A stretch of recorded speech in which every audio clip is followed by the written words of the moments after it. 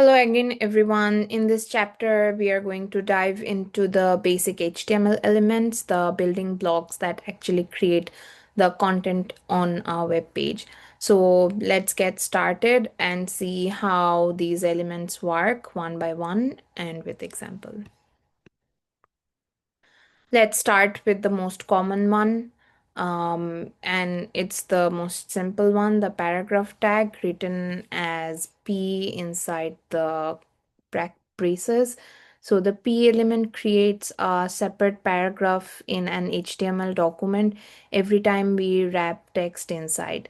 Um, P and the closing P, the browser displays it as a new paragraph with some space above and below it.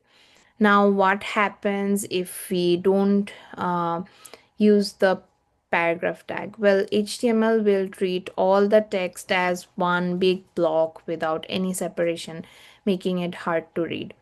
On the left side of the slide, you can see the code with multiple paragraph tags. Each line of the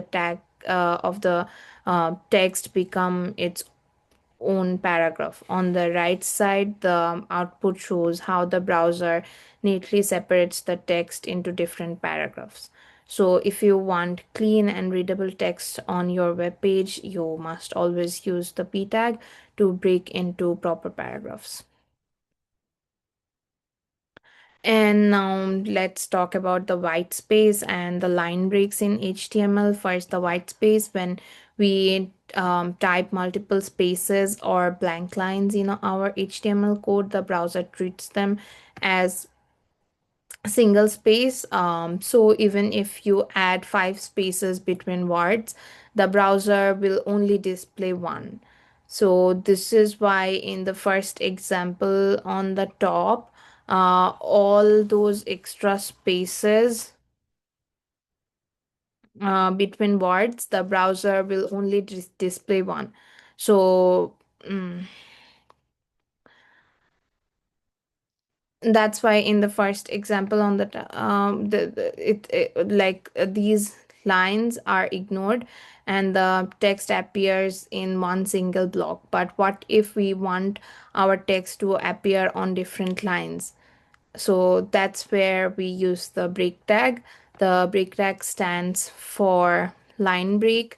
um, it tells the browser start a new line here. In the example at the bottom, notice how break creates a fresh line in the output. So remember, white space alone won't create new lines, but break will break the break tag will break the text exactly where you put it. Let's move on to sections and headings in HTML. First, the section element. A section groups together related content. For example, if you are building a web page about web development, one section could be about HTML and another about CSS and another about JavaScript. So each section keeps its content organized and separate from the rest. And next, the headings. Headings give titles to sections, helping readers and search engines understand the structure of your page. So we have six level of heading in HTML. Starting from H1, which is the main heading usually used for the title of the page, and H2 is the subheading that is under H1, and H3 goes under H2 and up to H6. So in this example, you notice how web development is marked with H1 tag, and then each topic like HTML, CSS, and JavaScript has its own heading to head with text inside section. On the right, the browser output shows the sections clearly divided in like with headings.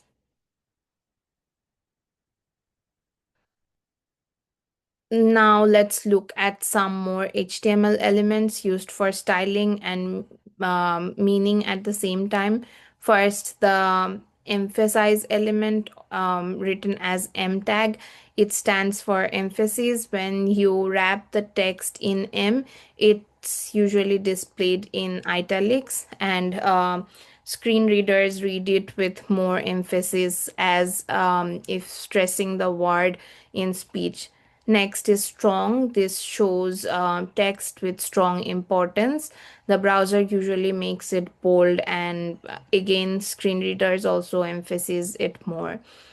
And then we have cite. This is used for citing titles like book, song, other creative works. By default, browsers render it in italic. And finally, mark. This tag is used to highlight text semantically, and the browser usually shows it with a yellow background, making it stand out as important content. So these tags are not just about looks, they give meaning to the texts as well. Let's look at three more text formatting elements: B, I, and U. The B tag makes the text bold for emphasis, like key terms or product names. I shows the text in italic, often for foreign words or a different tone. And U or underline text useful for highlighting errors or special cases. So use these tags only when the text meaning requires it. Now, this table gives you a quick summary of all the text formatting element that we discussed. It shows the HTML code, how it looks in the browser, and their purpose.